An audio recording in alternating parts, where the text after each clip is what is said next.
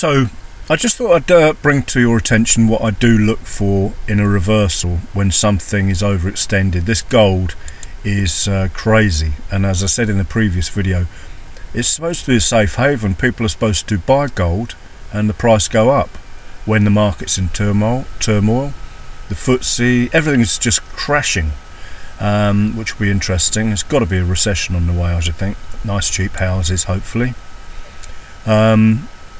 But not for me. But on the other side, I suppose there's going to be loads of people in negative equity. I've been there before, back in the 1990s.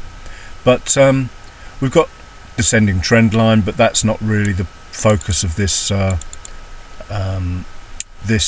video, so I'll just stop that there for the moment. But here we have an interesting situation. You know how I like these reversals: high, low, lower, high, lower, low, low, high, lower, higher, low, higher, high, and close. We also have a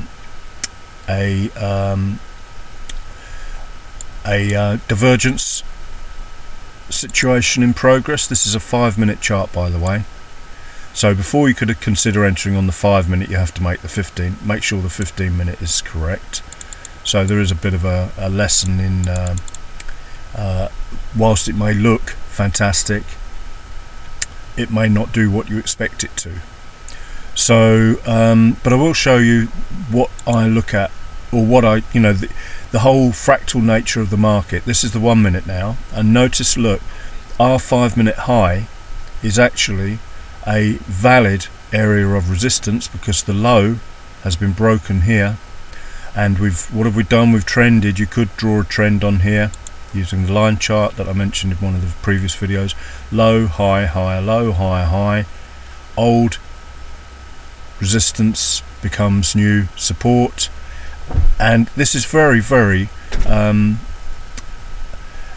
looking very much like it will reverse to the long side. And the higher you go on the time frames, the more powerful these reversals are. So the 5-minute I would not really consider trading on its own, but what I do like to see is, say for example, say this was an hourly, and then you drop down to the next time frame and you get a say a 15-minute formation exactly like that. This is how you trade sort of formations within formations.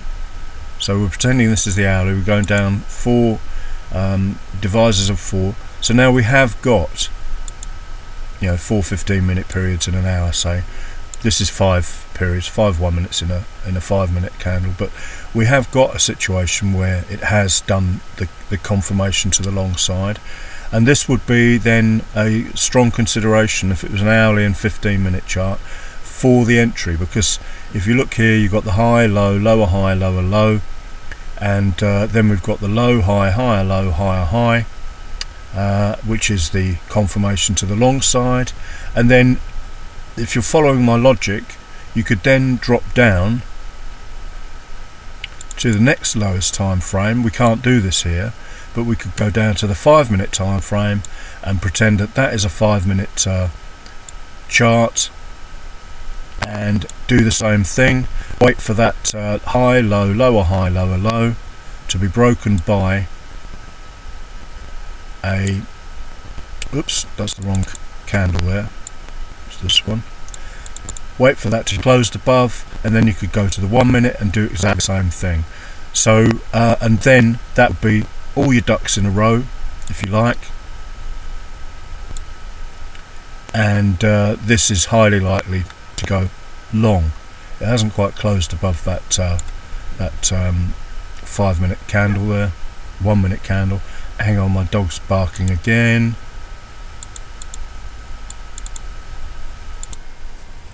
Okay, I'm back. Yeah, so and that's what I mean by patterns within patterns, or trends within trends. You've got the uptrend here, low, high, high, low, high, high, pullback, and then you've got the low, high, higher, low, and potentially higher high, and that would be then the trigger to go long. So trends within trends, patterns within patterns. This is a 2B reversal pattern here. There's the swing 1, swing 2, swing 3. This is where Vicky Sperandio would draw his line. Then this would be the poke or trigger bar, never remember which. And once we'd closed above the high of that, he doesn't say close, but I do because I love my closes. Then this would be the entry candle, that one there, and that one there, sorry. And then he would expect the price to go to the high of swing 1, which is this one here. Swing 1, swing 1, low, swing 1, swing 2, swing 3. Sorry, my dog is distracting me again. So yeah, and this looks like it's going to pop up now. What would that be worth to that resistance level above? 29 pips. Jesus, that's mental. And it looks like it's going to go. So that's it, guys. Look for potential entry with divergence, and the rest of the analysis is as I have just described. And you know, there's your hourly 8 MA up there. So I will pause this and see whether it does actually pop up.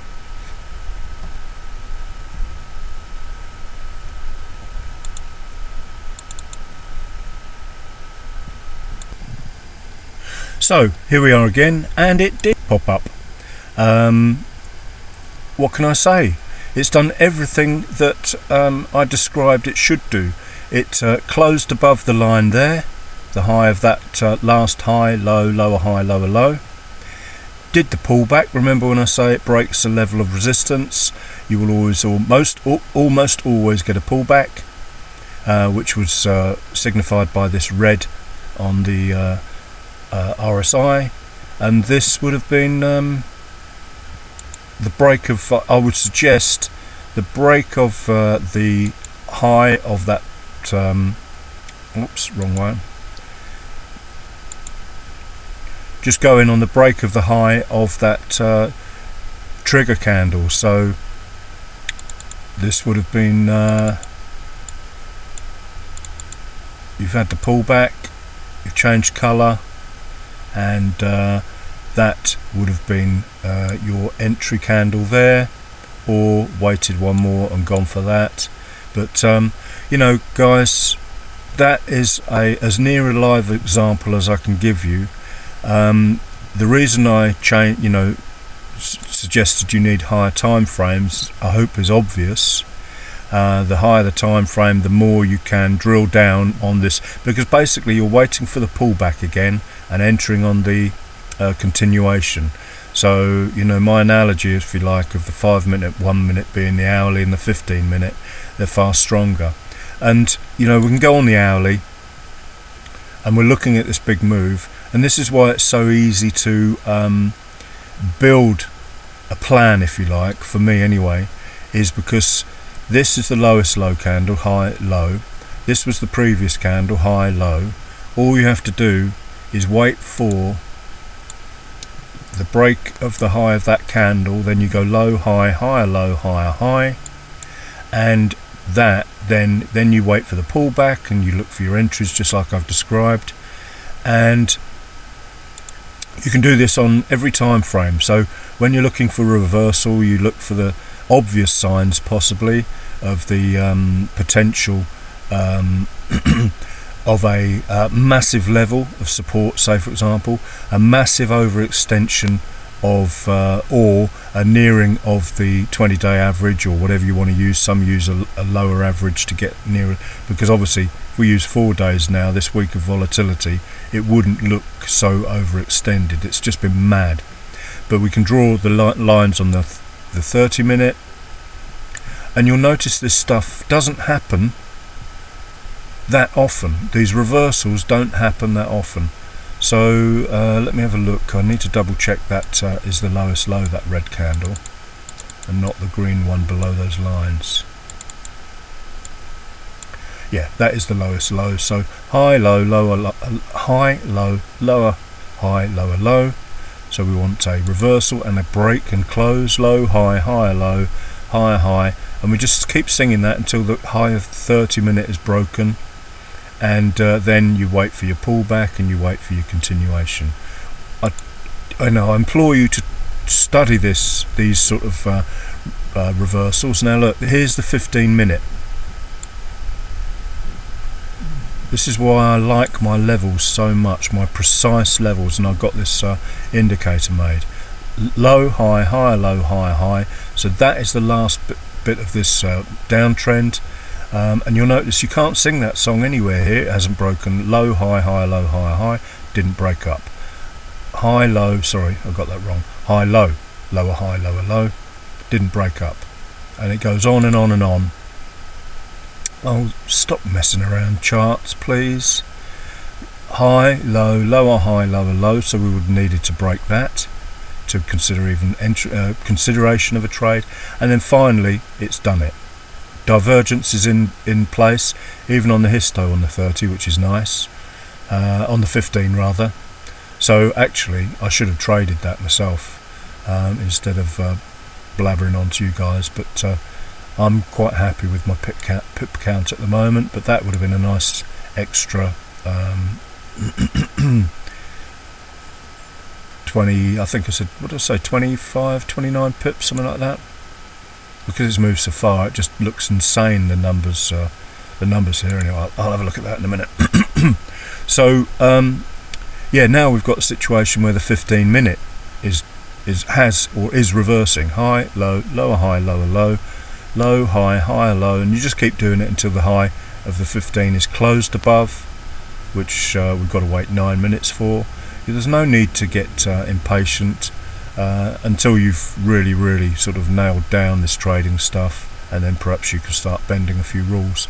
But and then if it carries on up to the 30 minute and just check the 30 minute closes above that 30 minute level, then you can reassess it, and hopefully then you can understand why this becomes a nice sensible target to go for. Obviously that'll be further down in a moment, or in a few bars should I say, but yeah, so I mean that move that I just described there on the 1 minute chart was remember the entry was on this the break of that high, and remember it's only 16:35, so it's not by no means the end of the London session yet. That's a 76 pip move, so you know, and that would have been, this would have been Vix Barandio's high there, so really where we targeted. So and then you can, well, what can I say, guys? You've got an inverse head and shoulders here, if you want to call it that, and your 2B reversal. So sorry it's a long video, but I think there's a lot of information that might be helpful there for you.